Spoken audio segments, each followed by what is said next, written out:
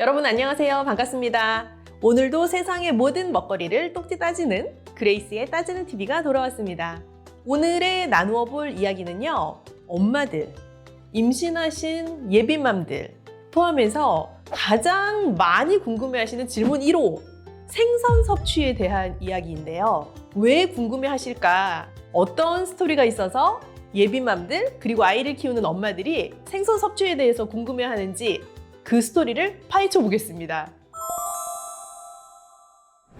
그 배경에는 말이죠. 이 생선에 중금속이 많다. 그러니 먹으면 안 된다.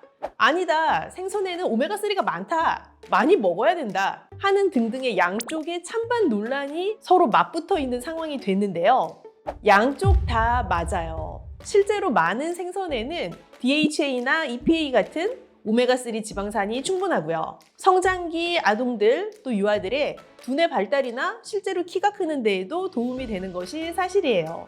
그러면 왜 생선 먹기를 불안해 하시느냐? 큰 대형 어종의 생선에는 메틸수은이 많기 때문이죠. 특히 아이가 어린데 생선을 너무 좋아한다거나 내가 임신했는데 나 정말 생선 좋아한다 하는 분들 더 고민이 되실 텐데요. 거기에 대해서 구체적으로 가지고 계신 고민들을 제가 샅샅이 한번 풀어볼게요. 저희가 몇 개의 질문을 접수를 받아봤어요. 생선에 대한 섭취 권고가 임신하신 분 10살 미만의 아이로 한정되던데 그 밑에 나이는 왜 그렇게 주의사항이 있느냐라고 물어보셨어요.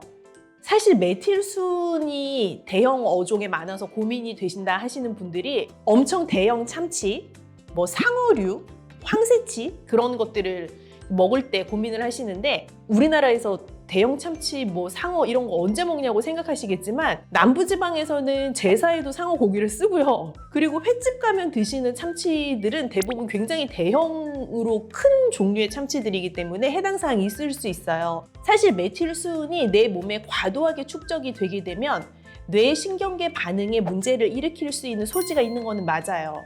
그렇다 보니 본격적으로 뇌가 반짝반짝하게 날마다 잘 성장을 해야 되는 만 10세 정도의 연령 미만에는 메틸수은의 섭취를 조금 제한하는 게 좋고 어느 만큼 성장이 완료가 되었다고 보여지는 11세 이상 나이에는 그다지 엄격하게 제한할 필요가 없다라는 것이 대부분의 학계의 정설이기도 하고 가이드라인에도 부합합니다.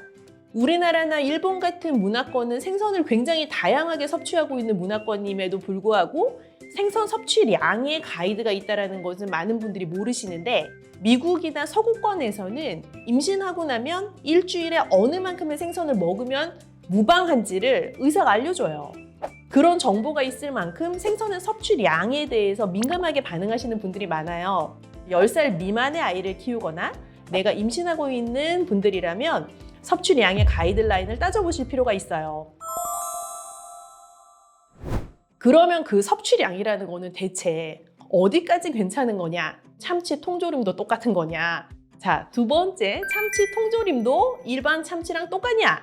라는 질문에 먼저 답을 드리자면 일반 참치와 참치 통조림의 참치는 같은 어종임에는 분명하지만 메틸수은 함량에는 약간 차이가 있습니다.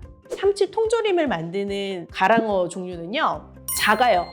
조금 큰 고등어 정도 크기에 해당하는 몇 년 안 된 아기 참치로 가지고 만드는 거고요. 회로 즐기는 참치들은요 가끔 해체쇼 같은 영상도 많이 올라오는 거 보시죠. 엄청 크잖아요. 막 테이블만한 애가 누워있잖아요. 그런 참치들은 연식이 오래된 참치들인 거예요. 오래 살면 살수록 대형 어종에서는 더 많은 메틸수은이 물고기의 몸에 축적될 수 있고 큰 어종이면 어종일수록 작은 물고기를 계속 잡아 먹으면서 성장을 하기 때문에 메틸수은의 축적량이 높아요. 그렇다 보니 똑같은 어종의 참치라고 해도 참치회를 만드는 참치는 메틸수은 함량이 높다고 생각하셔도 좋고 참치 통조림을 만드는 참치는 메틸수은이 그렇게 높지 않다라고 생각하셔도 좋아요. 어느 정도의 수준으로 안전하냐 하면 일반적으로 즐기시는 뭐 갈치나 고등어 같은 정도의 우리 일반 어류에 해당하는 생선류들과 참치 통조림은 비슷한 정도 수준으로 안정적인 수준들을 가지고 있습니다. 그러면 이게 어느 정도까지 안전할까?